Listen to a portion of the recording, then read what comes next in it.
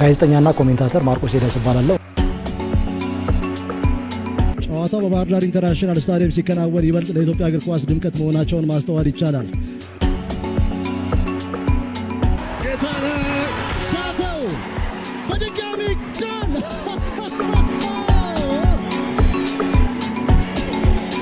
17 ሳምንት ጠብቋል። በዚህ ልክ ማርክ ፈረጆቹ ብላንደር ሚስቴክ የሚሉት አይነት ስህተት ነው። ምክንያቱም ምናልባት ጎል አዲዮሳና ሄኖክ አበበ ጨዋታውን በፊሽካቸው ደመደሙ። ምን አይነት ልብ አንጠልጣይ ጨዋታ ነው! ለኢትዮጵያ ፕሪሚየር ሊግ ጥሩ ማስታወቂያ የሚሆን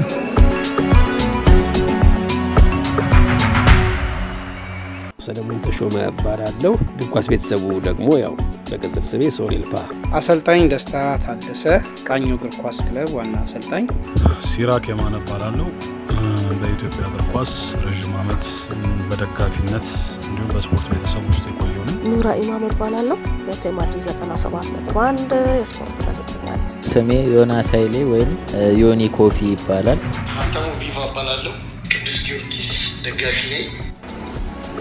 ጋዜጠኛና ኮሜንታተር ማርቆስ ሄደስ ይባላለሁ። ጨዋታው በባህር ዳር ኢንተርናሽናል ስታዲየም ሲከናወን ይበልጥ ለኢትዮጵያ እግር ኳስ ድምቀት መሆናቸውን ማስተዋል ይቻላል። ሳተው በድጋሚ ጎል!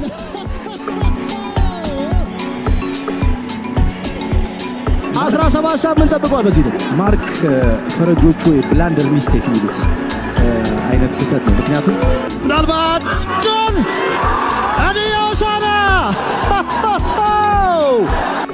ሄኖክ አበበ ጨዋታውን በፊሽካቸው ደመደሙ። ምን አይነት ልብ አንጠልጣይ ጨዋታ ነው! ለኢትዮጵያ ፕሪሚየር ሊግ ጥሩ ማስታወቂያ የሚሆን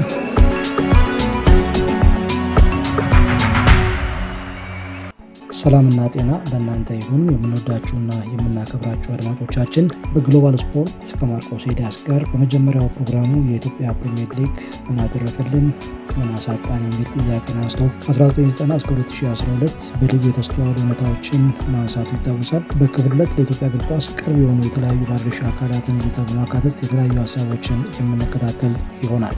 ለመጪው ትውልድ ከሚተላለፈው ፕሮግራም ጋር መልካም ቆይታ እንድታደርጉ እንጋብዛለን። ኑራ ኢማም እባላለሁ። በፌማዲ 97.1 የስፖርት ጋዜጠኛ ነኝ። የኢትዮጵያ ፕሪሚየር ሊግ የቀደመው የውድድር አካሄድ ወይም ፎርማት አንዱ ጥቅሙ ክለቦች በሜዳቸው ሲጫወቱ የሚያገኟቸው ገቢዎች አሉ። ከደጋፊም ከተለያየ አካላትም ያንን ገቢ እንዲያገኙ ትልቅ አስተዋጽኦ አለው ብዬ አስባለሁኝ። ከዛ ባሻገር ከደጋፊዎቻቸው ጋር ያለው የስሜት ትስስርም ቀላል የሚባል አይደለም። አንድ ደጋፊ ቶሎ ቡድኑን በሜዳው ሲጫወት የማየት እድሉ ከፍ ባለ ቁጥር ትስስሩ፣ ቅርበቱ ያለው ስሜት ከፍ ያለ ነው እና በዛም ረገድ የሚሰጠው ጠቀሜታ ቀላል አይደለም። በጉዳት ደረጃ የሚነሳው ነገር ምንድነው? ያው በሁኔታዎችም በተለያዩ ምክንያቶችም አለመመቻቸት ከሜዳ ውጪ የሚደረጉ ጨዋታዎችን ነጥቦችን ለማግኘት በደንብ አስተማማኝ ወይም ይሄ የደህንነት ስሜት አይሰማህም። ነጥቦችን ለማሳካት ከሜዳ ውጭ የሚደረጉ ጨዋታዎች ላይ የተለያዩ ስፖርታዊ ጨዋነት ጉድለቶች፣ ስርዓት አልበኝነቶች፣ እነዛ ስጋቶች ናቸውና ያ ነገር የራሱ የሆነ ተጽዕኖ ነበረው ብዬ አምናለሁኝ። እንደ አጠቃላይ ግን በተለይ ለደጋፊዎች ቶሎ ክለባቸውን በሜዳቸው የሚያዩበትን እድልም ስለሚፈጥር እሱም ቀላል አይደለም። በመጓዝ ደረጃ ግን እንደ ልብ ወይም በሚባለው ደረጃ በሚፈልጉት ልክ ግን ያን ያህል አሁን ላይ የመሄድ ወይም ደግሞ ያንን ነገር የመፈጸም ነገር ላይ ተግዳሮቶች አሉት ብዬ አምናለሁኝ።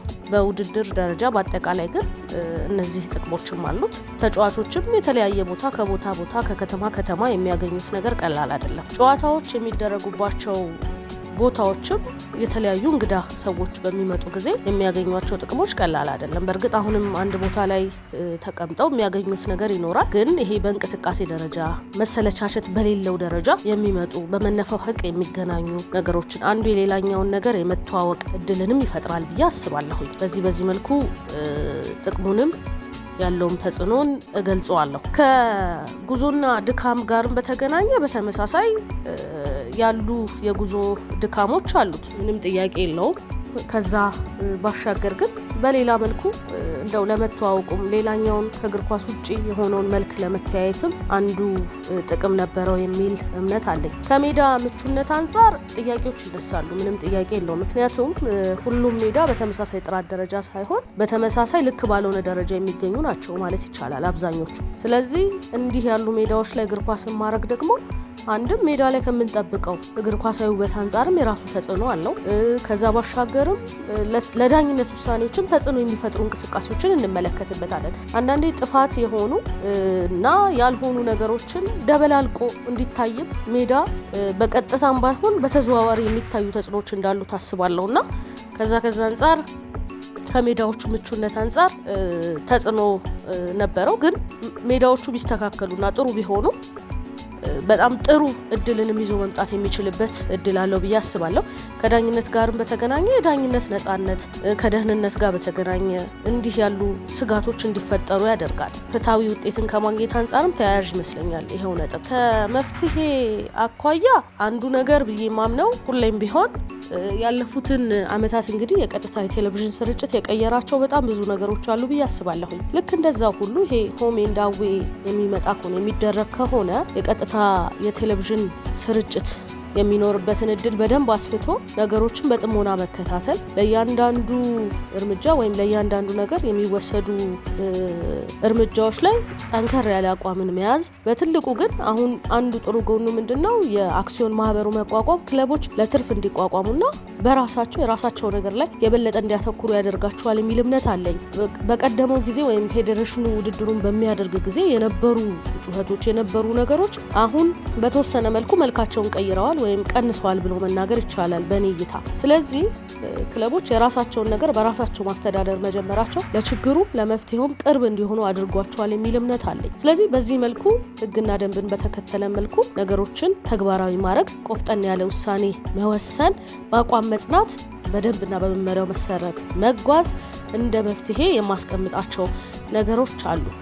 ከገጠመኝ ጋር በተገናኘው በርከት ያሉ ክልል ወይም ሌሎች ቦታዎች ላይ አዲስ አበባ ስታዲየምም የተመለከትናቸው ጨዋታዎች ላይ የስፖርታዊ ጨዋነት ጉድለቶችን እንመለከት ነበር። በአብዛኛው እነዛ የስፖርታዊ ጨዋነት ጉድለቶች አንዳንዴ ምንጫቸው በራሱ የተለያየ መልክ ነበረውና እነዛን መልኮች ወይም እነዛን ነገሮች ደግሞ ለመቆጣጠር ወይ መፍትሄ ለመውሰድ የሚኬድበትን መንገድ ሌላ ችግር ያመጣ ነበረ። በተለያዩ አጋጣሚዎች እንግዲህ ረብሻ የተነሳባቸው ስቴዲየሞች ላይ ተገኝቼ ያውቃለሁ። በጣም ከባድ ነበረ። ያው እዛ መሀል ለጉዳት ተጋላጭ መሆን አለ፣ ተጋላጭ የሆኑ ሰዎችን ማየት አለ። እነዚህ ነገሮች ነበሩና እንዳጠቃላይ ያለኝ ሀሳብ ይሄ ነው። ጋዜጠኛና ኮሜንታተር ማርቆስ ሄደስ እባላለሁ። ጨዋታው በባህር ዳር ኢንተርናሽናል ስታዲየም ሲከናወን ይበልጥ ለኢትዮጵያ እግር ኳስ ድምቀት መሆናቸውን ማስተዋል ይቻላል። ጌታነህ ሳተው በድጋሚ ጎል!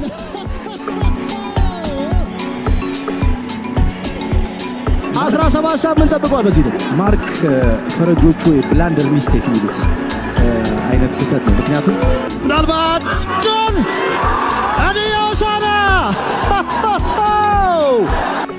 ሄኖክ አበበ ጨዋታውን በፊሽካቸው ደመደሙ። ምን አይነት ልብ አንጠልጣይ ጨዋታ ነው! ለኢትዮጵያ ፕሪሚየር ሊግ ጥሩ ማስታወቂያ የሚሆን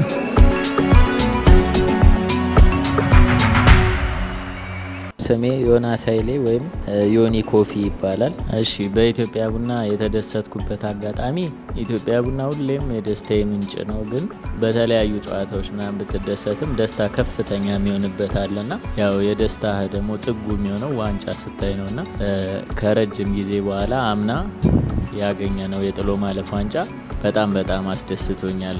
ከ13 ዓመት አካባቢ በኋላ ነው ቲሙ ዋንጫ ሲያገኝና በጣም አስደስቶኛል። ለዛ ታግሶ የሁላ ዓመታት ታግሶ ለሚጠብቀው ደጋፊ ቢያንስም ግን እጅግ በጣም ከረጅም ጊዜ በኋላ ደስተኛ የሆንኩበት ነው። በጣም ያዘንኩበት ደግሞ ኢትዮጵያ ቡና ከብዙዎች ጋር ወንድም እህት ቤተሰብ አድርጎናልና ከነዛ ወንድም እህቶቻችን መሀል በአብረውን ዛሬ በአካል የሌሉ አሉና የእነሱ ህልፈት በሆነ ጊዜ በተለያየ ቀን ቢያልፉም እጅግ በጣም ልብ የሚሰብር ነው።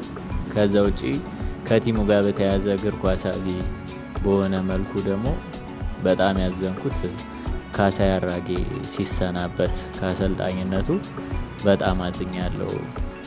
ለኢትዮጵያ እግር ኳስ መፍትሄ ለክለቦችም አሁን እንዲህ ዋጋ ተጋኖ ተጫዋቾች ማስፈረም ከባድ በሆነበት ጊዜ እንደ ካሳዬ አይነት አሰልጣኝ ያለው ቲም ይህን ጊዜ ማለፍ ይችላል ታለንቶችን ስለሚያይ እና ለኢትዮጵያ ቡና በብዙ መልኩ ካሳዬ ተስማሚ ነው ብዬ ስለማስብ ካሳዬ አራጌ ሲለቅ በጣም አዝኛለሁ።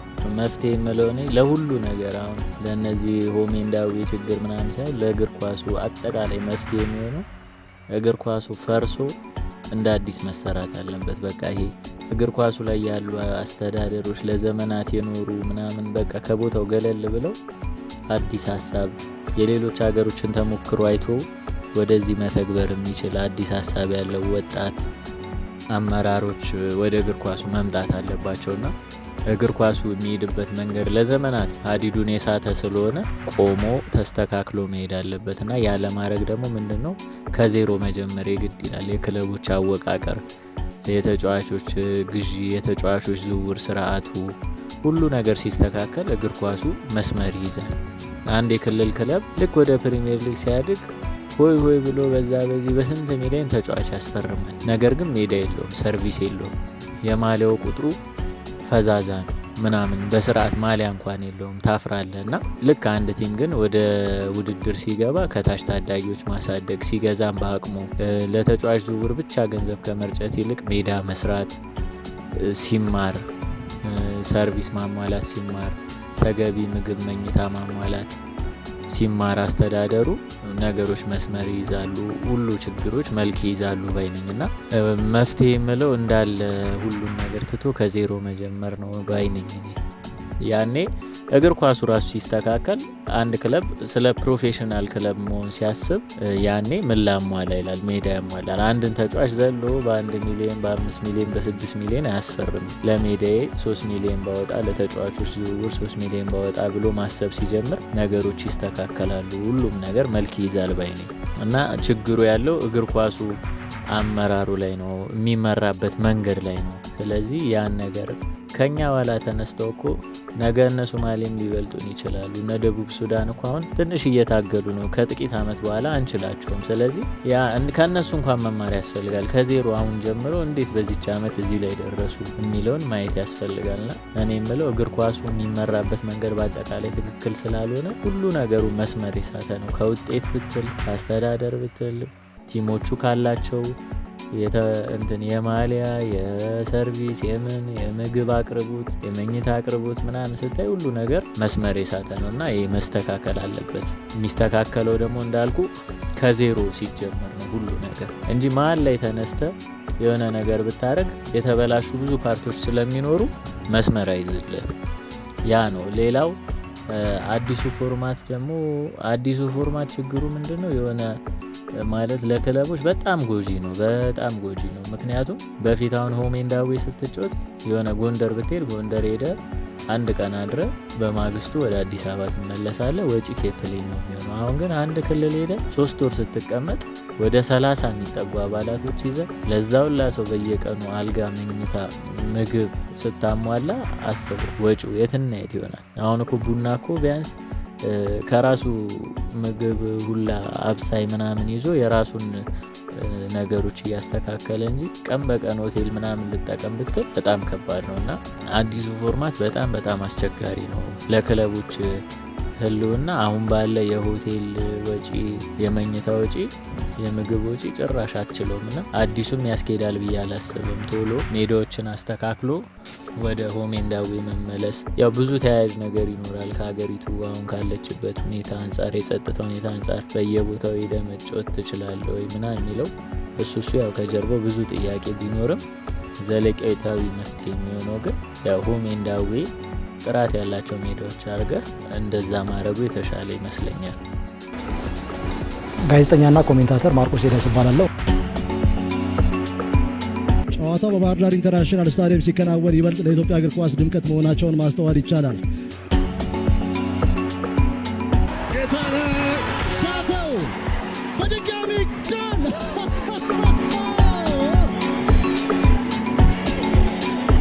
17 ሳምንት ጠብቋል። በዚህ ሂደት ማርክ ፈረጆቹ የብላንደር ሚስቴክ የሚሉት አይነት ስህተት ነው። ምክንያቱም ምናልባት ጎል አዲዮሳና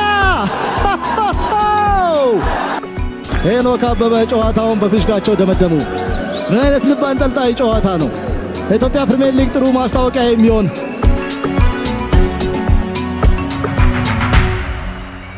ሰለሞን ተሾመ እባላለሁ። እግር ኳስ ቤተሰቡ ደግሞ ያው በቅጽል ስሜ ሶሌልፓ። ስለ ፕሪሚየር ሊጉ የቀደመው ፎርማት ካነሳን ምንም ጥያቄ የለውም። የነበረው የደጋፊ ድባብ በጣም እጅግ ደስ የሚል ነበር። ማለት ከከተማ ከተማ እየሄድክ ስታይ በቃ ያ የነበረው ድባብ፣ በተለይ ደግሞ የክልል ቡድኖች ሲመጡ የአዲስ አበባ ቡድኖች የሚያደርጉት አቀባበል፣ ከዚህ ደግሞ ወደ ክልል በምንሄድበት ሰዓት የሚደረገው አቀባበል እጅግ ልዩ ነበር። እውነት ትልቅ ድባብ ነበር። ያንን ድባብ ነው ላለፉት 4-5 ዓመታት ያጣ ነው። ማርክ ለነገሩ ስርዓት አልበኝነት ከምንለው ያው እግር ኳሳው ላይ የሚፈጠሩ እዚህ ብቻ አይደሉም፣ በተለያዩ ዓለማት ላይ የምናየው ነው። በእርግጥ የደርቢ ስሜቶች አሉ።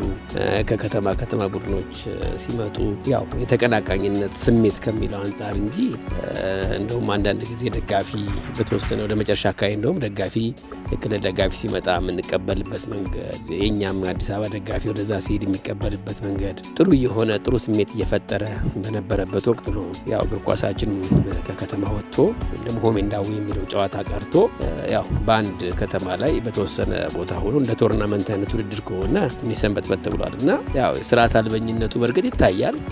አንዳንድ ጽንፈኛ ብለህ ከምትላቸው ደጋፊዎች የምናየው ነገር ነው እንጂ ይህን ያህል የጎላ ብዬ አላምንም በእኔ በኩል።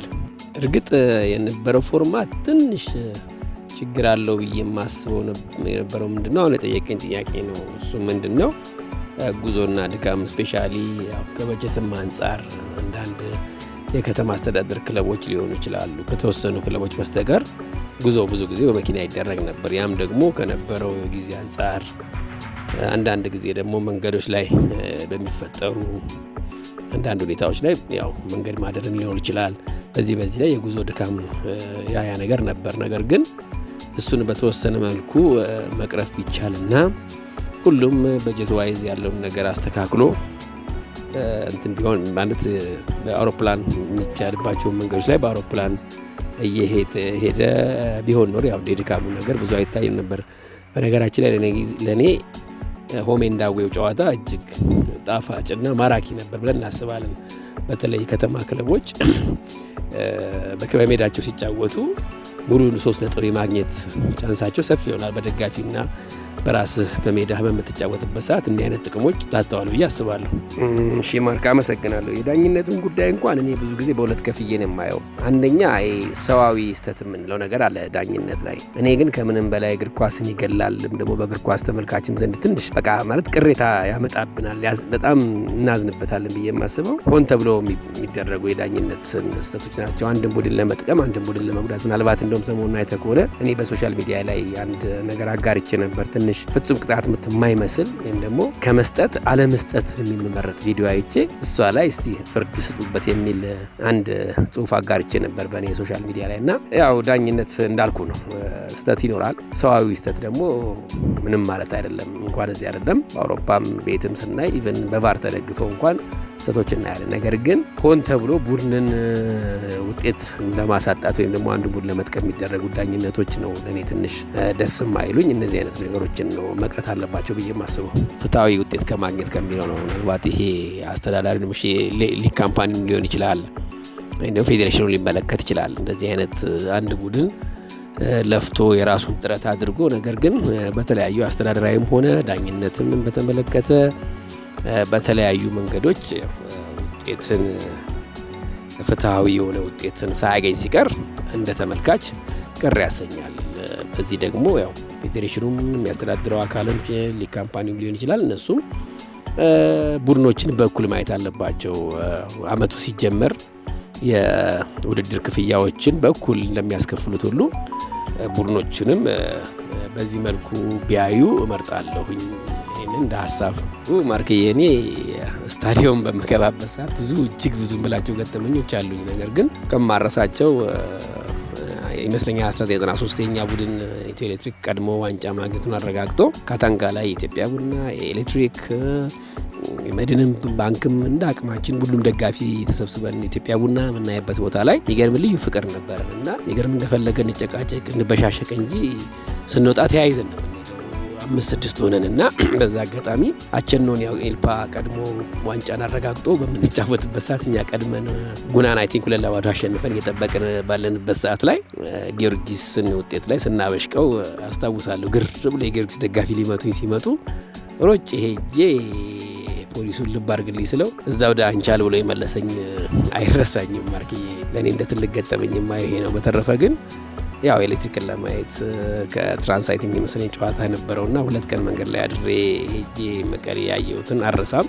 እንዲህ አይነት ገጠመኞች አሉኝ። ያው የአየር ሰዓት ላለመሻማት እንጂ ብዙ ገጠመኞች አሉኝ በእግር ኳስ ሜዳ ላይ የተደሰትኩበት ብዙ አለኝ። ኤሌክትሪክን መደገፍ ከጀመርኩበት ሰዓት ጀምሮ ውጤቶቹ እስከ ቅርብ ዓመት እስከተበላሹበት ሰዓት ድረስ ብዙ ያስደሳች ጊዜ ነበሩኝ። ለእኔ ግን በጣም ለየት የሚያደርገው 1993 ኢትዮ ኤሌክትሪክ ከ70% እና 80% በላይ በሚባሉ መልኩ ባደጉት ልጆች የሶስትዮሽ ዋንጫ የሆንበት ለእኔ እጅግ ልዩ ቦታ የምሰጠው ነው። ያዘንኩበት አጋጣሚ ደግሞ በተለይ ደግሞ የአሰልጣኝ ቅየራውን ባላመንበት ወቅት ክለባችን ከረጅም ዓመት በኋላ 2010 ወደ ታችኛው ሊግ የወረደበትና የሚገርምህ እኔ ደግሞ በአጋጣሚ አሰልጣኝ ለውጥ ማድረግ ከፈለጉበት ከመጀመሪያዎቹ ከ7ኛው ሳምንት ጀምሮ ነው ኢትዮ ኤሌክትሪክ አሰልጣኝ ለውጥ ሲያደርግ በታሪኩ ኢትዮ ኤሌክትሪክ ዘንድሮ ወረደ ብዬ በሶሻል ሚዲያ ላይ አጋርቼ ነበር። እንዳልኩትም ያን ዓመት መጨረሻ ላይ ቡድኔ የወረደበት ለእኔ በጣም በእግር ኳስ ዘመኔ እጅግ ያዘንኩበት ከምለውና ዋናው ብዬ የምጠቅሰው እሱ ነው። ማርክ በተረፈ አመሰግናለሁ። ማርክ ቴንክ ሶ ማች። ጋዜጠኛና ኮሜንታተር ማርቆስ ሄደስ እባላለሁ። ጨዋታው በባህር ዳር ኢንተርናሽናል ስታዲየም ሲከናወን ይበልጥ ለኢትዮጵያ እግር ኳስ ድምቀት መሆናቸውን ማስተዋል ይቻላል። ሳተው በድጋሚ ጋር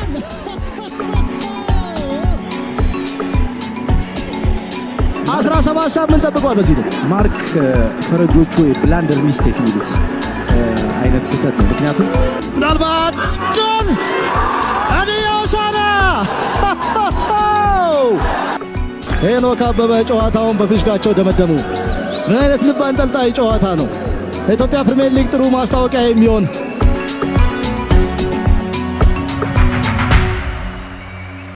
አሰልጣኝ ደስታ ታደሰ ካፍቢ ላይሰንስ አሁን ላይ በቃኞ እግር ኳስ ክለብ ዋና አሰልጣኝ እንዲሁም ባስኮ እግር ኳስ ፕሮጀክት የታዳጊዎች አሰልጣኝ። የቀድሞ የኢትዮጵያ ፕሪሚየር ሊግ ፎርማት እንግዲህ ሰፊ ነገር ማንሳት ይቻላል፣ ግን ጥቂቶቹን ለመናገር ያህል ጥቅሙ ያው በራስ ሜዳ መጫወት ከደጋፊ ጋር ተያይዞ የሚኖረው ጥቅም አለ። ከማርኬቲንግ አንጻር ፋይናንሻሊ ቡድኖችን ለመገንባት የሚጠቅመው ነገር አለ። ከዛ ውጭ ደግሞ እንደ አሰልጣኝ አሁን በአንድ ቦታ ውድድሮች ሲደረጉ የልምምድ ሜዳ ከማጣት አንጻር ያለውን ችግር ይቀርፋል። በራስ ሜዳ የተዘጋጀ የራስ ሜዳ ላይ መጫወት መቻል ወጥነት ያለው ለመስራት ጠቃሚ ነው። አሁን ላይ ብዙ ቡድኖች ያው ከልምምድ ሜዳ አንጻር ብዙ እንደሚቸገሩ እናውቃለን። ምናልባት ጉዳቱ ሊሆን የሚችለው እንግዲህ በየጊዜው የሚደረጉ ጉዞዎች በየሳምንቱ የኢትዮጵያ የዚህ የትራንስፖርት የኢንፍራስትራክቸር ጉዳይ ብዙ ችግር ስላለ ከእሱ ጋር ተያይዞ የጉዞ ውጣ ውረዶች አስቸጋሪ መሆናቸው አንዱ ችግር ነው። ሁለተኛው ይሄ ጥሩ ሜዳ አለማግኘት። አንዳንድ ቡድኖች በራሳቸው ሜዳ በሚጫወቱ በቀድሞ ፎርማት ለጨዋታ ምቹ ያልሆኑ ሜዳዎች አሉ። በዛ ላይ አጥራቸው በደንብ የታጠሩ ሜዳዎችም ስለሌሉ ብዙ ዳኞች ላይ የሚፈጸሙ ብዙ በደሎች ነበሩበት። ጋዜጠኛና ኮሜንታተር ማርቆስ ሄደስ እባላለሁ። ጨዋታው በባህር ዳር ኢንተርናሽናል ስታዲየም ሲከናወን ይበልጥ ለኢትዮጵያ እግር ኳስ ድምቀት መሆናቸውን ማስተዋል ይቻላል። ሳተው በድጋሚ ጎል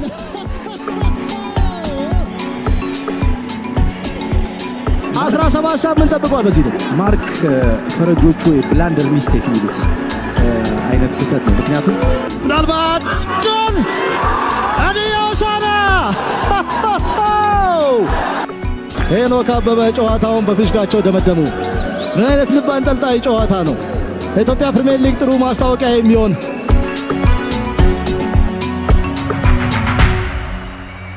እንደሚታወቀው ሁሉ የእግር ኳስ ውድድሮች በዓለም አቀፍ ደረጃ ውድድሮች የሚከናወኑት ሆምና አዌይ ማች ነው። ይህም አንድ ክለብ በሜዳው ላይ ያደርጋል፣ ሌላውን ጨዋታ ደግሞ ከሜዳ ውጭ ያደርጋል። ይህም ማድረግ ደግሞ በብዙ መልኩ ጠቀሜታው የገዘፈ ነው። በሜዳ ስትጫወት ደጋፊን ታገኛለህ፣ የተለያዩ ስፖንሰርሺፖችን ይገኛሉ፣ የአካባቢውን ህብረተሰብ የማንቃት ሁኔታ፣ ወጣቶችን የማፍራት ብዙ ነገሮች አሉት። አዌይ ማችም ስትደረግ ለምሳሌ በወቅቱ ቅዱስ ጊዮርጊስን ሳሰለጥን አርባ ምንጭ ስንሄድ፣ ወደ መቀሌ ስንሄድ እዛ ያሉት የስፖርት አፍቃሪ ጊዮርጊስን ማየት፣ እንደዛ መምሰል፣ እንደዛ አድርጎ መገኘት፣ እዛ መድረስ ብዙ ነገሮች ጥቅም አለው። ውድድር አንድ ቦታ ላይ መከናወኑ ምናልባት እዚህ አሁን በሀገራችን የምናየውን የአንዳንድ የፖለቲካ ሁኔታዎች የፈጠረው ስሜት ብቻ ሳይሆን እንትኑም የኮሮና ቫይረስ በሀገራችን ሲስፋፋ አንድ ቦታ ሆኖ መወዳደሩ ለሕክምና አንዳንድ ነገሮቹ በዛ መልክ ታስቦ ቀረ። ነገሮች በዛ ቀጠሉ። ይህም ሲባል እያንዳንዱ ደግሞ ክለቦች የሜዳም ችግር እንዳለባቸው ሆኖ ነው። ስለዚህ ሆምና አዌይ ማች ለእግር ኳስ የሚሰጠው ጣዕምና ለእግር ኳስ እድገት የሚሰጠውን ቫሊዩ አሁን ካለው ሁኔታ ጋር ማወዳደር አይቻልም። የራሱ የደጋፊው ስሜት አብሮ ክለቡ ጋር መሄድ፣ እዛ ያለው ህብረተሰብ ጋር የመታወቅ፣ እዛ አካባቢ ያለው ህብረተሰብ ጊዮርጊስ ለምሳሌ አንድ ቦታ ሲሄድ እዛ ያለው የሶሻል ግንኙነቱ ብዙ ዘርፈ ብዙ ጠቀሜታ አለው። ይህ ነገር ግን አንዳንድ ጊዜ ደግሞ እያደገ ሲሄድ በመካከል ትዝ የሚለኝ ይሄ ስርዓት አልበኝነቱም እየነገሰ ሄደ። ስርዓት አልበኝነቱ በስቴዲየሞች የሚንጸባረቅ ውጤትን ብቻ ከማግኘት የኔ ክለብ የበላይ ነው ወይም የኔ አካባቢ ቡድን ጥሩ ነው የሚለውን ከስፖርቱ ውጭ በሆነ መልኩ የፖለቲካዊ ፍጆታውን እየታከለበት ይደረግ የነበረው የሜዳ ላይ ስርዓት አልበኝነት ኋላ ኢትዮጵያ ውስጥ በጣም እያስቸገረ ሄዶ ነበር። እንዲያውም ለምሳሌ ከዚህ ሂደን ሌላ ቦታ ለመጫወት እዛ ያለውን ተጽዕኖ በመፍራት የደጋፊ ቁጥሩ እየቀነሰ መጥቷል እና ይሄ በማንኛውም ጊዜ ቢሆን በስፖርት ውስጥ ሊንጸባረቅ የሚገባው ነገር ስላልሆነ እርምቱ በጊዜው በተለያየ መንገድ ለማድረግ ተሞክሯል። ነገሮች ግን እየተባባሰባቸው የሄደውን ጊዜ ያስታውሳለሁ። ሌላ በፕሪሚየር ሊግ ደረጃ ቀርቶ በከፍተኛ ሊግ እንኳን ደረጃ ክለቦች ሲዋቀሩ መጀመሪያ የራሳቸው የሆነ በሁለት እግራቸው የሚቆሙበት የፋይናንስ አቅማቸው የሚጠናከርበት ከምንም በላይ ስፖርት ማዘውተሪያ ስፍራ የሚወዳደሩበት ሜዳ የማዘጋጀት ምቹ ሜዳ የመፍጠር እንደ አካባቢው ክልልም ሆነ እንደ መንግስትም ቅድሚያ የሚሰጠው ነገር ሆኖ ሳለ የእኛ ፕሪሚየር ሊግ ግን ብዙውን ጊዜ በሚያሳዝን ሁኔታ ሜዳዎች በጣም ውስን ናቸው። እዚህ ያለን አዲስ አበባ ስቴዲየም ጥሩ ነው። ወጣ ስትል አንዳንድ ሜዳዎች ጥሩ አሉ። አንዳንድ ሜዳዎች ደግሞ ጭራሽ ለመጫወት አይደለም እንዲሁ ወክ ለማድረግ እንኳን የሚከብዱ ሜዳዎች ነበሩ። የሜዳ ምቹነት ከድሮ ጀምሮ የሀገራችን የክለቦች አወቃቀር እንትኑ ትክክለኛ የሆነ ቤዝሜንቱ ስለሌለ ትኩረት የሚገባቸው ነገሮች ቅድሚያ ስለማይሰጡ ሜዳ ከምንም በላይ ቅድሚያ የሚያስፈልግ ነው። እንደነዚህ አይነት ቦታዎች አለመኖራቸው ብዙ ነገሮች እንትን ብለዋል። እኔ በዛ ዘመን በነበርኩበት ጊዜ እጅግ የተደሰትኩባቸው በርካታ አጋጣሚዎች አሉ፣ ያዘንኩባቸው ጊዜዎች አሉ። ለምሳሌ 1995 ዓ ም ቅዱስ ጊዮርጊስን ሳሰለጥን በኢትዮጵያ ፕሪሚየር ሊግ 95 ዓ ም አርባ ምንጭ ጋር እስከ መጨረሻው ዙር ድረስ ተናንቀን ይሄድንበት አጠቃላይ የደጋፊው በአርባ ምንጭም በእኛም መካከል የነበረው ስሜት በጉጉነት እዛ ድረስ የቀጠለ አሸናፊውን ለመለየት እንትን የከበደ በሁላችንም ላይ የነበረው ሳይኮሎጂካል ስትሬስ በጣም ከባድ ነበር እና በስብርባሪ ሰዓት ወይም በሽርፍራፊ ደቂቃ ያገኘናቸው ጎሎች እንዲህ አይነት ደስታ ማግኘት ያው የመጨረሻውን የፕሪሚየር ሊግ ዋንጫ የምታገኝበት ቀን መሆኑ ደግሞ ለእኔ በጣም ልዩ ስሜት ነበረው። ደግሞ እጅግ ካዘንኩበት መካከል የአልሳከረን ክለብ የመን ለመጀመሪያ ጊዜ በታሪኩ በ1998 ሻምፒዮና ሳረግ በ1999 ዓ ም በኤሻ ሻምፒዮና የተካፈል ነበር። የሀገር ውስጥ ውድድር እንካፈላለን እና እዚህ ተጫውተን እዛ ወደ ቤይሩት እንወጣለን። ከዚህ ወጥተን ሌላ ጆርዳን እንሄዳለን። አገር ውስጥ ተጫውተን ደግሞ በሚቀጥለው ሳምንት ሌላ እንሄዳለን። በዚህ መካከል የነበረው ድካምና እንግልት የተጫዋቾችን ፔርፎርማንስ ከዚህ ቀደም ከነበረው ጋር ተመሳሳይ አልነበረምና በሊጉ ላይ ወደ ሁለተኛ ሆነን እንደምንጨርስ ወደ መጨረሻዎቹ 4 ጨዋታዎች ሲቀሩ እንደምንጨርስ ሲታወቅ ኮምፕሊትሊ የአልሳከር ክለብ የቦርድ አባላት ፊታቸውን ያዞሩብን ጊዜ መቼም መረሰው። በእርግጥ የመኖች አንድ ባህሪ ያላቸው ውጤት ሲኖርህ አይናቸውን ሁሉ ሊሰጡን ይችላሉ። ነገር ግን ውጤት ሲጠፋ ደግሞ ጀርባቸውን ሲዞሩ ልክ እንደዛ ነው። ያንን እንደ ጉድ ታሪክ አብሬ የተጋራሁበት ክለብ፣ በታሪኩ ለመጀመሪያ ዋንጫ የሰጠዋቸው ክለብ፣ የሚቀጥለውን ዓመት የኢንተርናሽናልና የሀገር ውስጥ ውድድር ተደራራቢነት ምን ያህል እንደጎዳን እያወቁ ለምን እንደ 1998 ዳግም ሻምፒዮና ባክቱ ባክ አንሆንም ብለው አኩርፈው እንደዛ ማድረጋቸው በህይወት የዛ ጊዜ ትልቅ ጠባሳ የፈጠረብኝ ጊዜ ነበር። የመን ስለ የመን ሳነሳ እኔ ድሉን ያገኘሁት ሁልጊዜም እንደምናገረው በአልሳከር ክለብ ውስጥ ትልቅ ስምና እውቅና የነበራቸው ዮርዳኖስ አባዩ፣ ባዩ ሙሉና አንዋር ትንሹ ከኔ ቀደም ብለው እዛ ይጫወቱ ስለነበረ በእነሱ ግፊት ነው የሄድኩት።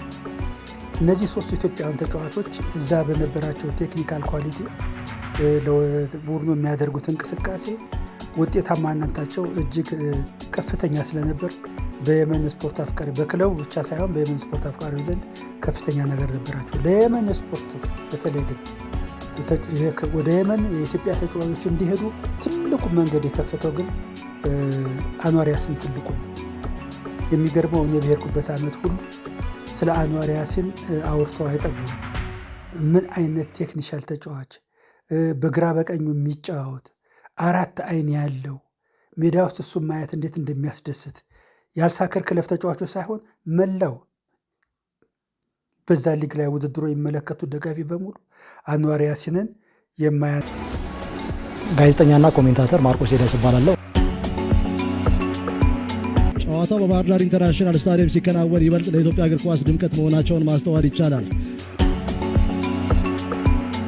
ጌታነህ ሳተው በድጋሚ ጎል!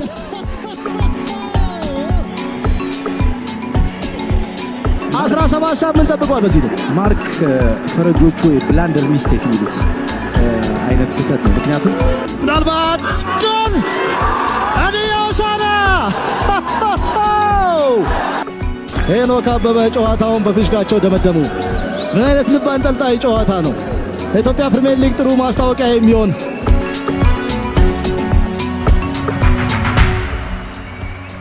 ሲራክ የማነ እባላለሁ። በኢትዮጵያ እግር ኳስ ረዥም ዓመት በደጋፊነት እንዲሁም በስፖርት ቤተሰብ ውስጥ የቆየው ነኝ። አጠቃላይ በእግር ኳሱ 40 ዓመት የመመልከት እድል አጋጥሞኛል። ይሄ በጣም ረዥም ነውና ራሱ አሁን ቁጥሩን ስጠራው ታውቆኛልና እኔ እንኳን ኳስ መመልከት የጀመርኩት 1977 ነበር። ከ1977 ላይ ወንድሜ ነበር ወደ ስታዲየም ይዞኝ ሄደው። የመጀመሪያ የመግቢያ በሬ ታንጋ 6 ቁጥር መግቢያ ነበረች እና በጣም ደስ የሚል ኤክስፒሪያንስ ነበረ። ከ1978 ላይ ቅዱስ ጊዮርጊስ ከፖሊስ ሲጫወት ማስታውሰው ገጠመኝ አለ። ያ ጨዋታ ረዥም ሰዓት ጨዋታው 0-0 ነበር የተከናወነው። በጣም ውጥረት የበዛበት ነበር። በጣም ውጥረት የበዛበት ነበር። ፖሊስ ተጫዋቾቹ በጣም አግሬሲቮች ነበሩ። ቅዱስ ጊዮርጊሶች ግን ያንን ተቋቁመው ሁኔታዎቹን እያስቀጠሉ ነበርና በስተመጨረሻው ሰዓት ላይ የቅዱስ ጊዮርጊሱ አማካይ አዲስ ብስራት ሀፍ ቦሊ በሆነ ልክ ኳሷ ከመሬት ትንሽ ከፍ ስትል እንደነጠረች ያስቆጠራት በጣም ድንቅ ጎል አለች እና የስታዲየሙን ድባብ በአንድ ነበር የቀየረችው እና አጠቃላይ ስታዲየም ውስጥ የነበረው የቅዱስ ጊዮርጊስ ደጋፊ ደስታውን በጭፈራ፣ በጩኸት፣ በፉጨት እየገለጸ ነበርና በዛ መሀል እኔ ከወንድሜ ጋር ካታንጋ ነበር የገባሁት።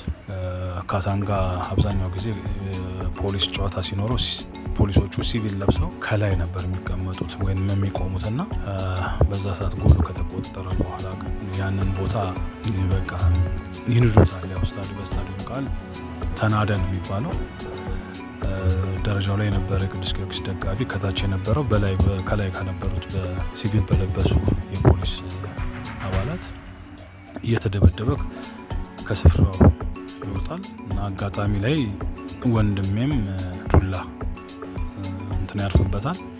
ያው እኔ እንዳልመታ እኔን ሸፍኖ ይዞኝ ይወጣል እንደምንም። እሱ ግን የፖሊስ ዱላ በጣም ብዙ ያርፍበታል እና እኔ ትንሽ ስለነበርኩ በቃ እንዳልነካበት እንደምንም ይዞኝ ከስታዲየም ይወጣልና ይህ የስታዲየም ያው ትልቁ አሳዛኝ ገጠመኝ ነውና ይሄን ይመስላል እንግዲህ ስታዲየም ትልቁ ትዝታዬ።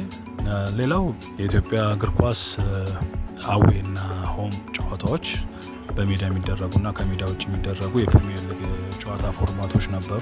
እነዚህ ፎርማቶች ትልቁ አስደሳች ነገሩ ደጋፊዎች የሚቀበሉበት መንገድ፣ ለምሳሌ አንድ ቡድን ወደ ጎንደር ሲሄድ አሊያም ወደ ድሬዳዋ ወይም ወደ ባህር ዳር፣ ጅማ፣ ድሬዳዋ፣ ደቡብ፣ ሲዳማም ሲሄድ፣ ሐዋሳም ሲሄድ እነዚህ ቦታዎች ላይ ሲሄድ የደጋፊው አቀባበል ደጋፊውን የሚቀበሉበት መንገድ በጣም አስደሳች ነው። ግን እሱ ከሆነ በኋላ ሜዳ ላይ ሲገባ ግን ነገሮቹ አብዛኛዎቹ ቦታዎች ላይ ተጽዕኖ ይፈጥራሉ። ምክንያቱም በቃ ውጤት ስለሚፈልግ ያ ቡድን ከደጋፊዎች ጋር ያሉት እንትኖች ሽኩቻዎች በጣም እንትን ይላልና በጣም ስርዓት አልበኝነቱ በጣም የከፋ ነው የሚሆነው። ብዙ ጊዜ ጉዳቶች አሉ፣ ብዙ ሰዎች ይፈነከታሉ፣ ጨዋታዎች ይቋረጣሉ እና ብዙ ችግሮች አሉትና አስከፊ ነበር። ግን በጉዞ ሂደት ላይ ግን ምን ጥቅም ነበረው? ከተሞች ከአንድ ከተማ ሰዎች ደጋፊዎች ወደ አንድ ከተማ ሲሄዱ ያው እንደ ቱሪስት ነው፣ ብዙ ገቢዎች ያስገኛሉ ለዛ ከተማ። በተጨማሪ ደግሞ የባህል ልውውጡ አለ። አንዱ ወደ አንዱ ሲሄድ የባህል ልውውጦች አሉ። እነሱ ነገሮች ደግሞ በጣም አስደሳች ነገሮች ናቸው እና ይሄ አንዱ ነው። ሌላው ደግሞ ቡድኖች በጉዞ በጣም ትልቅ መዳከም፣ የተወሰኑ ቡድኖች ነበሩ በፕሌን አንዳንድ የተመረጡ ጨዋታዎች ላይ በፕሌን የሚሄዱት እንጂ በመኪና ነበር የሚሄደው እና በመኪና ሲኬድ ደግሞ ያለው ድካም አለ፣ በጣም እንትን አለ፣ መሰላቸቱም አለ። ያ ብዙ ነገር ተጽዕኖ ይፈጥራል። ምክንያቱም እንኳን እግር ኳስ ተጫዋች አይደለም አንድ ሰው ከአንድ ከተማ ወደ አንድ ከተማ ሲሄድ ሰውነቱ መጓጎል፣ ምቹ አለመሆን፣ ከባድ ነገሮች መፈጠር ይመጣል። ስለዚህ እግር ኳስ ተጫዋች ሄደው ሰው ከዛ የተለየ የሰውነት ፊዚካሊ ስሜት የአእምሮም መዛሎች ይኖራሉ እና ስለዚህ በጣም ከባድ ነበሩ። ከነበረው የቡድኖች የፋይናንስ አቅም ጉዞዎቹ በትራንስፖርት ነበር፣ በመኪና ነበር፣ የመኪና ትራንስፖርቶች፣ የምድር ትራንስፖርቶች ነበሩና ስለዚህ ያንን ከፍተኛ ችግሮች ነበሩ። የቡድኖች ላይ ድካም ያመጣ ነበር። ደጋፊዎችም ብዙ የፋይናንስ ወጪዎች አሏቸው። ብዙዎቹ ቤተሰብ አስተዳዳሪዎች ናቸው። ስራቸውን ትተው እንደዚህ አድርገው ነበር የሚሄዱት። ቢሆንም ቅድም የጠቀስኩት መልካም ነገሩ ያው ባህል መለዋወጡ እንዲሁም ደግሞ ከተሞችን ማየቱ እሱ እንዳንድ ነገር ነው። ሌላው የዳኝነት ጉዳዮች በጣም ከባድ ነበሩ። በተለይ ከተማ ስትቀየር ሌላ ክፍለ ሀገር ስትሄድ ከአዲስ አበባ አብሮ የሚሄደው ዳኛ ከአዲስ አበባ አብሮ የሚሄደውን ዳኛ እንዲሁም የሌሎች ከተሞች ዳኞች እነሱን ጨምሮ የደህንነት ስጋት አለባቸው። ስለዚህ አንተ እንትን እንድትል ተጽዕኖ ነው የሚፈጥሩብህ። ለጨዋታው ራስን እንድታዘጋጅ እንዲሁም በቃ ውጤቱ በቃ ለዛ ለባለሜዳው አመቺ እንዲሆን በግልጽ ነው የሚነግሩ። እነዚህን ደግሞ ለማወቅ ተጫዋቾች የሰጡትን ቃለመጠይቆች አብዛኞቹ ተጫዋቾች የሰጡትን ቃለመጠይቆች ማየቱ በጣም ቀላል ነው እና ይሄ በጣም ከባዱ ነገር ነው እና ሌላው የሜዳ ምቾት ጉዳይ ነው። የሜዳ ምቾት ጉዳይ አዲስ አበባ ስታዲየም አንጻራዊ ይሻላል ብንልም ተመሳሳይ የመጫወቻ ሜዳ ችግር በደንብ ነው ያለው እና ይሄ ምንድን ነው ሜዳዎቻችን አመቺ አለመሆናቸውም በደንብ በግልጽ የሚያሳይ ነው። አዲስ አበባ ስታዲየም ከሌሎቹ ይሻላል እንላለን እንጂ እሱም ደረጃውን ያልጠበቀ ሜዳ ነው። እንዲሁም መጨረሻ አካባቢ ላይ የባህር ዳሩ ስታዲየም እሱ የተሻለ ሜዳ ነበረው። በስተመጨረሻም አሁን ባለው ሁኔታ ያው ድጋሚ ስታዲየሙ ራሱን እያስተካከለ እድሳት ላይ ነው የሚገኘው። እስኪ እንግዲህ በተስፋ እንጠብቃለን ብዬ አስባለሁ። በእግር ኳስ የተደሰትኩበት ቀን ብዙ አለ፣ ግን ስታዲየም የገባሁበት ቀን አንዱ ነው። የገባሁበት በቃ ስታዲየምን በቃ ልክ በሩን አልፌ ህዝቡን ሳይ የተሰማኝ ስሜት ከምንም የሚወዳደር አይደለም። በጣም ደስተኛ የነበርኩበት ነው። እስካሁን የሚያቆየኝ ያቺ ስሜት ናትና በጣም ከደስታዬ ቀኖች አንዱ እሱ ነው። ተጨማሪ ቡና ገበያ ሻምፒዮና 2003 ሻምፒዮና የሆነበት አመት እሱ በጣም ደስ የሚል በጣም የሚያስደስት ነበር። በተጨማሪ ምክንያቱ ደግሞ ደጋፊው ራሱ ዋንጫ ይገባው ነበርና ራሱ ጥሩ ቲም ነበረ። በጣም ጠንካራ ቲም ነበረ። በጣም ደስ የሚል ቲም ነበርና በፍላጎት ሲጫወቱ የነበሩ የማይረሱ እነ ዳዊት እስጢፋኖስ፣ እነ መድኃኔ ታደሰ፣ እነ እድሉ ሙሉዓለም የማይረሱ፣ ተስፋዬ ጃምቦ ብዙዎች የማይረሱ ናቸውና ምርጥ ቡድን የነበረ ነው። እሱ ጊዜ በጣም አስደሳች ነበረና አሪፍ ጊዜ ነበር። እሱ ጊዜ በጣም ከተደሰትኩበት አንዱ ቀን ነውና እሱን አረሳውም። ሌላው የስታዲየም ገጠመኝ በእግር ኳሱ ገጠመኝ 1981 ዓመተ ምህረት የመፈንቅለ መንግስት ሙከራ አጋጣሚ ከትምህርት ቤት መጥቼ ወደ ስታዲየም ገብቼ ነበርና ስታዲየም ገብቼ የተወሰነ የነበረው ጨዋታ ጀምሮ ጨዋታው መቋረጡን በመሃል ጨዋታው እንዲቋረጥ ተደርጎ ወደ መልበሻ ክፍል ተገባ። እዛ መልበሻ ክፍል ተገብቶ ብንጠብቅ ምን ተፈጥሯል ብለን ብንጠብቅ ማንም የሚነግረን እንትን አላለም። ጨዋታው ተቋርጧል፣ ወደ ቤታችሁ ሂዱ፣ ለሌላ ቀን ይካሄዳል ተባለ። ከዛ በኋላ ከስታዲየሙ ወጥቼ መንገድ ላይ ነበረና የመፈንቅለ መንግስቱን ዜና የሰማሁት። ይሄ አንድ አስገራሚ ነው። ስታዲየም ውስጥ ያው ስለሆነ ነው። በጣም አስገራሚ ነገሩ አንዱ ነው። በእግር ኳሳችን የመፍትሄ ሀሳብ ግልጽ ነው። አስተዳደራዊ ስራው በጣም በሀቀኝነት በሆደ ሰፊነት በእውቀት የሚመራ አስተዳደራዊ ስራ ነው መሆን ያለበት። አስተዳደራዊ ስራው ከተስተካከለ ሌሎች ነገሮች ቀስ በቀስ መፍትሄ ያገኛሉ ብዬ አስባለሁ። ምክንያቱም አስተዳደራዊ ስራው ሲሰራ የተሻለ በደንብ የሚያስብ የስልጠና መንገድ ይዘጋጃል። ጥሩ አሰልጣኞች ይፈጠራሉ። አሰልጣኞችን ወደ ብቃት እንዲሄዱ መንገድ ያመቻቻል፣ ይቀርጻል ብዬ አስባለሁ ጥሩ አስተዳደር ካለ። ስለዚህ እግር ኳሳችንን በጥሩ አስተዳደር በጥሩ አሰልጣኞች የተመራ እግር ኳስ ለውጥ ያመጣል ብዬ አስባለሁና ይሄ ነው የመፍትሄ ሀሳቤ። አመሰግናለሁ። ጋዜጠኛና ኮሜንታተር ማርቆስ ሄዳስ እባላለሁ። ጨዋታው በባህር ዳር ኢንተርናሽናል ስታዲየም ሲከናወን ይበልጥ ለኢትዮጵያ እግር ኳስ ድምቀት መሆናቸውን ማስተዋል ይቻላል። ጌታነህ ሳተው በድጋሚ ጎል!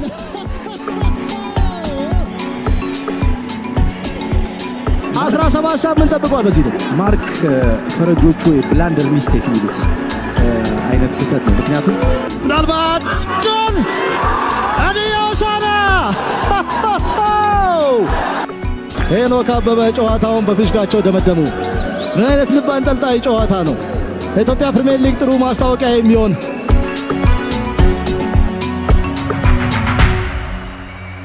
ሀብታሙ ቢቫ እባላለሁ። ቅዱስ ጊዮርጊስ ደጋፊ ነኝ። አዲስ አበባ ክለቦች በማውቃቸው በቅዱስ ጊዮርጊስ እና በኢትዮጵያ ቡና በጣም ጥቅም አላቸው። አንድ የሜዳ አድቫንቴጃቸውን እግር ኳስ ሜዳ ላይ በደንብ ደጋፊ ታቸው ሌላ ካርኒቫል ለከተማችን ውበት ሆኖ ነው የሚያልፈው። እንደገና በፋይናንስ ደረጃ ክለቦቹ ከስፖንሰርም በተሻለ ትልቅ ገቢ የሚያገኙበት ትልቅ የፋይናንሻል ብቻቸው ነው። ይህንን ያጡት እና ጥቅሙ ብዙ ነው። የደጋፊው ድባብማ ቤተሰባዊነታችን የምናጠናክርበት በጣም ካርኒቫል ነበር የሚመስለው። በተለይ ቅዱስ ጊዮርጊስ ጨዋታ ባለው ቁጥር በጣም አዲስ አበባ ላይ በልዩ ውበት ነበር። ስርዓት አልበኝነት ያው አንዳንድ አልፎ ነው የሚያጋጥመው፣ በብዛት አልነበረም። እሱ የተቆጣጠረው ነበረ ያው እንጂ ብዙም አስጊ አልነበረም። ካርኒቫል ነበር የሚመስለው የአዲስ አበባ ቅዱስ ጊዮርጊስ ጨዋታ ባለው ቁጥር ማለት ነው። በጣም ትልቅ ነበር። መቼም የማይረሳ በአይምሮ ላይ እንደ ስዕል ሆኖ የተቀመጠ ነው። ስርዓት አልበኝነት አዲስ አበባ ላይ ሚዲያዎችን የፖሊስ ሁኔታ ጠንከር ያለ ስለነበረ አዲስ አበባ ላይ በዛም አታይም ከደርቢ ጨዋታዎች ውጭ። ሌሎቹ ቦታዎች ላይ ግን ክልል ላይ በጣም እጅግ አዳጋች ነበረ። ለምሳሌ የምንደግፈው ክለባችን አግብቶ አቻ እንዲሁን ማለት እኛ በህይወት ለመውጣት ከዛ ሜዳ ላይ ሳንፈነከት ለመውጣት በሰላማዊ ሁኔታ ለመውጣት አቻ እንዲወጣ የምንጸልይባቸው አጋጣሚዎች ነበሩ እና ስርዓት አልበኝነትም ነበረ። አሁን ላይ ግን ጊዜው የተቀየረ ይመስለኛል። በሶሻል ሚዲያ ምንትንም ስላለ ሜዳዎች አመቺነት ተገምግሞ ማንዳዊ ቢፈቀድ መልካም ነው። ጉዞና ድካም የቀደመው ፎርማት የተሻለ ነው። በጉዞና በድካም ከሆነ የቀደመው ፎርማት መጥፎነቱ በስርዓት አልበኝነት ነው እንጂ ክልል ላይ ሄዳ አሸነፈ ለመውጣት በጣም አስቸጋሪ የሚሆንበት ሁኔታ በመፈጠሩ እንጂ እና የሜዳዎቹ ምቹነት እጅግ ለእግር ኳስ ጨዋታ የማይሆኑ ናቸው እንጂ በወጪ ማኳያ ካየ ነው በድካምና በውጤት ተጽዕኖ አይነት ነገር ካየ ነው የተሻለ ነበረ። እሱ በውጪ ማኳያ በፋይናንሻል ማኳያ ግን ያው ስርዓት አልበኝነት በስርዓት አልበኝነት ክለቦቻችን በዳኞች ሲበደሉ ብዙ ጊዜ ስንታዘብን ያ ከባድ ነበር። እግር ኳሱን ባለመረዳት እግር ኳሱን በማይረዱ ሰዎች ማለት ነው። በስርዓት አልበኝነት ጉዳይ ላይ ለምሳሌ 2010 ዓ.ም ቅዱስ ጊዮርጊስ ከጅማ አባጅፋር ጋር ያደረጉት ጨዋታ እጅግ ስርዓት አልበኝነት የጎደለው ጎል ስናገባ ድብድብ የደረሰብን ድንጋይ ሩንቴ የደረሰብን አስለቃሽ ጭሶች የታጠንን በውስፌ በሴንቴ የተወጋንበት ክለባችን አቻ ወጥቶ ነጥብ ጥሎ ከዛ ከተማ ለመውጣት ወደ ፈጣሪያችን ጸሎት ያደረግንበት ሁኔታ ነበረ እና በጣም ስርዓት አልበኝነቱ ሜዳዊ ላይ እጅግ ከምልህ በላይ በጣም አስቸጋሪ ነበር። ያው የተደሰትኩበት የቅዱስ ጊዮርጊስ ደጋፊ ነኝ። የተደሰትኩባቸው ብዙ ናቸው። በቁጥር እንደዚህ አይደለም። ያው እግዚአብሔር ይመስገን አሸናፊ ክለብ ሰጥቶኛል። በጣም የተደሰትኩበት ጊዜ ቁጥር ስፍር የለውም። ግን የ1995ቱ ድል መቼም አልዘነጋውም። መቼም እሱ ልዩ ነው ለእኔ። የቅዱስ ጊዮርጊስ ደጋፊ ነኝ። ያዘንኩበት ትንሽ ናቸው፣ በጣም ትንሽ። አሸናፊ ክለብ ሰጥቶኛል እግዚአብሔር ይመስገን። ሽንፈትም ብዙም አላጣጣምኩም። ግን 2005-6 ይመስለኛል የፋሲካ ጊዜ በዛማሊክ በቃ የዛን ጊዜ በጣም ልቤ ተሰብሯል። በጣም ነው ያዘንኩት። በጣም የዛማሊክ የፋሲካ ቀን ላይ ናቸው የወጣንበት ጨዋታ በጣም ባለቀ ሰዓት የገባብን ጎል መቼም ከአይምሮ የሚጠፋ ይመስለኛል። ጋዜጠኛና ኮሜንታተር ማርቆስ ሄዳስ እባላለሁ። ጨዋታው በባህር ዳር ኢንተርናሽናል ስታዲየም ሲከናወን ይበልጥ ለኢትዮጵያ እግር ኳስ ድምቀት መሆናቸውን ማስተዋል ይቻላል። ጌታነህ ሳተው በድጋሚ ጎል!